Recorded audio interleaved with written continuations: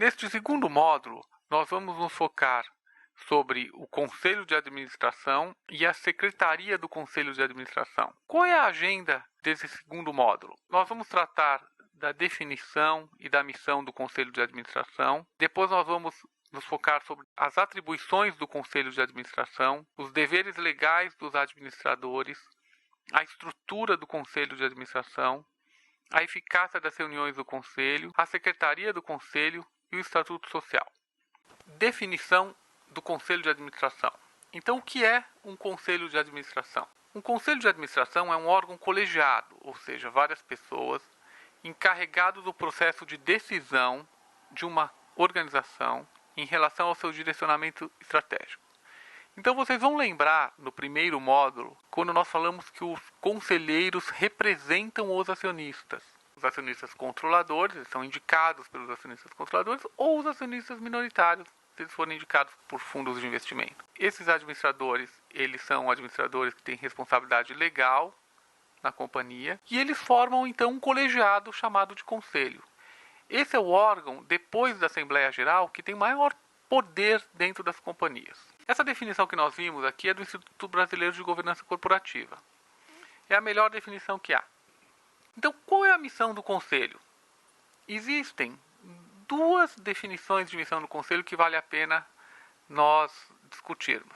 A primeira é do Combined Code aqui da Inglaterra de 2006, que diz o seguinte: o papel do Conselho de Administração é proporcionar uma liderança empreendedora para a organização, ou seja, para frente, crescimento, com um conjunto de controles prudentes e efetivos, ou seja, sem deixar a companhia quebrar.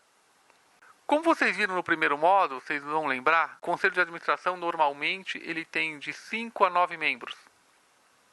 Então vão ser normalmente 2 por cada acionista, ou 3 por cada acionista, um representante de minoritários. De 6 a 9 pessoas normalmente envolvidas em Conselho de Administração, que vão tomar as decisões principais da companhia. Uma outra definição muito boa é a do IBGC, de setembro de 2009. A missão do Conselho de Administração é proteger e valorizar a organização, otimizar o retorno do investimento no longo prazo e buscar o equilíbrio entre os anseios das partes interessadas, de modo que cada uma receba benefício apropriado e proporcional ao vínculo que possui com a organização e ao risco ao qual ela está exposta. Vou explicar. Proteger e valorizar a organização. Um exemplo muito bom aqui é quando a gente pensa em conselhos de administração das empresas aéreas, da Gol e da TAM. Ou seja, ele tem que olhar pela segurança, ele tem que zelar para que tudo esteja certo, na área de manutenção dos aviões, para que os aviões não caiam, né? Otimizar o retorno do investimento no longo prazo, não pode cair o avião.